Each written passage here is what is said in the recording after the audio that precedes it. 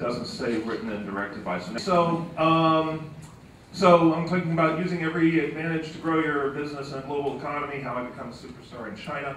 As David mentioned, we just had this great trip back in May. There's the whole group.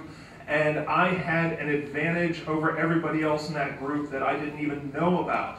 When we landed in China, one of the guys in our group, Ray Yin from AMP Technologies, who grew up in China, looked at me and said, "You look like Lu Shushen." And I looked exactly like you guys, going, okay, what is a Lu Shushen? Lu Shushen is a 14th century Chinese literary figure. He is big, he is bald, he has a beard.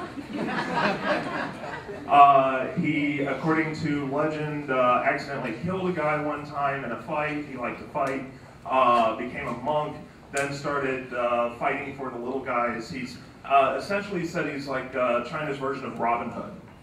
And so you can see some of the depictions. That's a ceramic thing that you can get on eBay for, I think, about $180. I don't need one for Christmas, thank you very much. This is one I like. I'll be compared to that any day. Today there's movies and TV shows featuring Lu Shushen. This is one of the actors portraying him.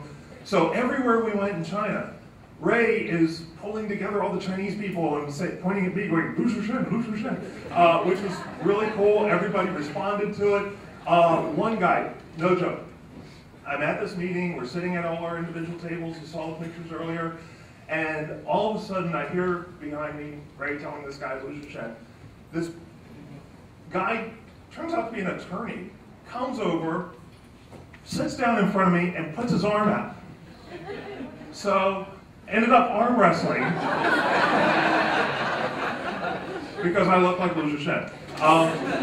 Now, the second trip that we just took a couple weeks ago, it was incredible. I felt bad for the other folks in our group because this was their first trip, my second trip.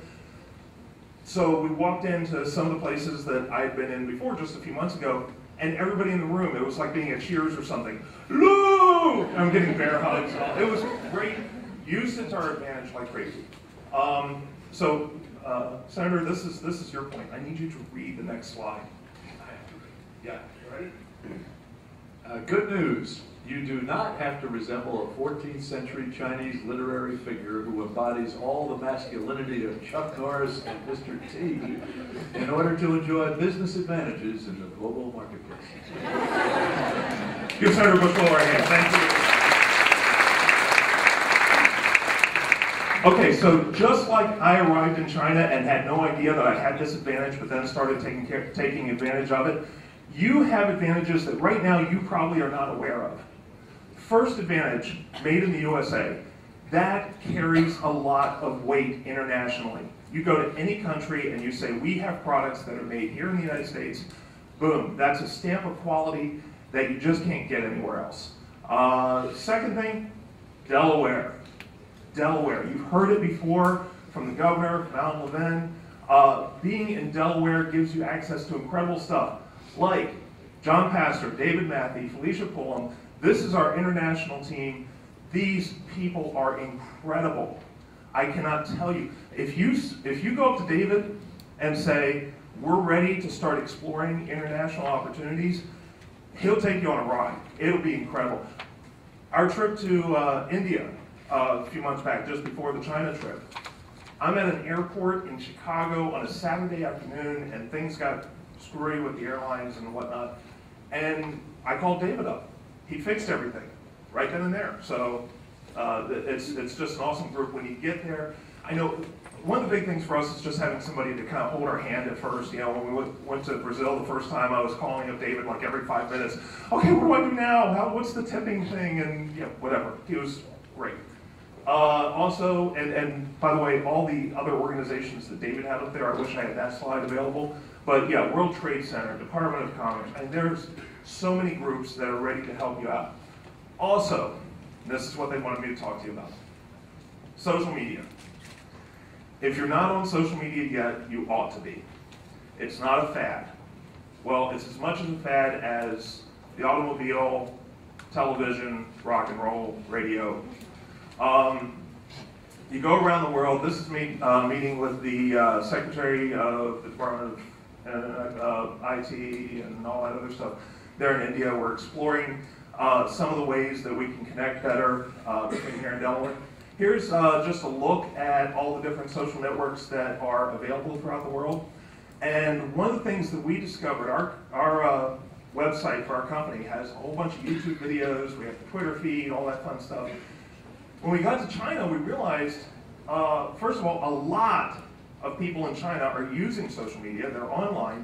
However, they block YouTube, Twitter, Facebook. So if you go to China right now, and you pull up our company website, you'll see the text, and it'll say things like, check out this video that demonstrates our product. And there's nothing there, because they're blocking YouTube. And I thought, wow, that's an issue. So we got set up on Weibo and Youku. Youku is the Chinese version of YouTube. Weibo is their version of Twitter or Facebook. And just so you know, already some of you have seen me taking the pictures out here. Your pictures, group pictures, are currently posted on Facebook, Twitter, and Weibo. All our friends in China have seen you guys already. That's right, I have access to 1 billion more people. It's easy. So day one in China, this is Peggy sitting next to me. She was our translator there, and she did such an awesome job in hooking us up. We went ahead and not only enjoyed her services that week, but we've engaged her as an employee of our company now. She is our representative in China.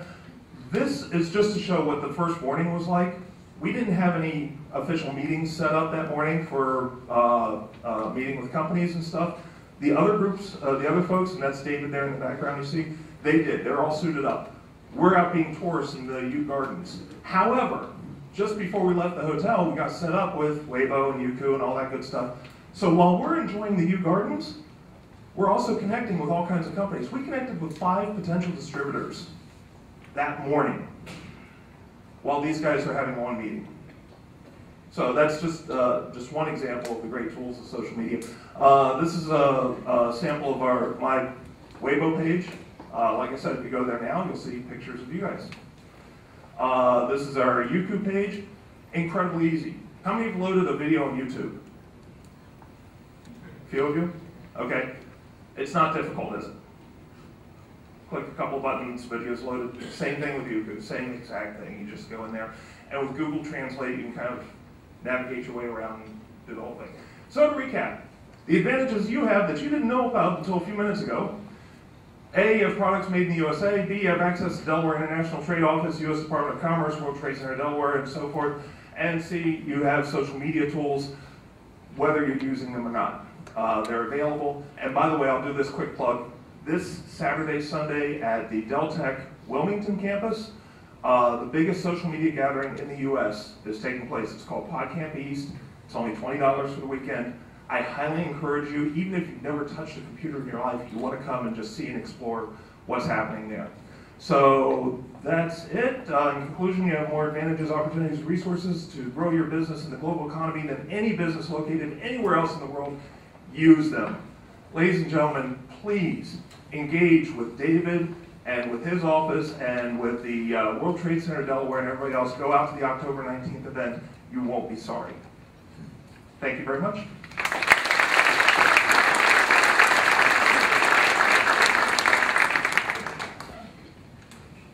Ladies and gentlemen, please keep your seats. The next portion will be the panel discussion with 6 people. I'll have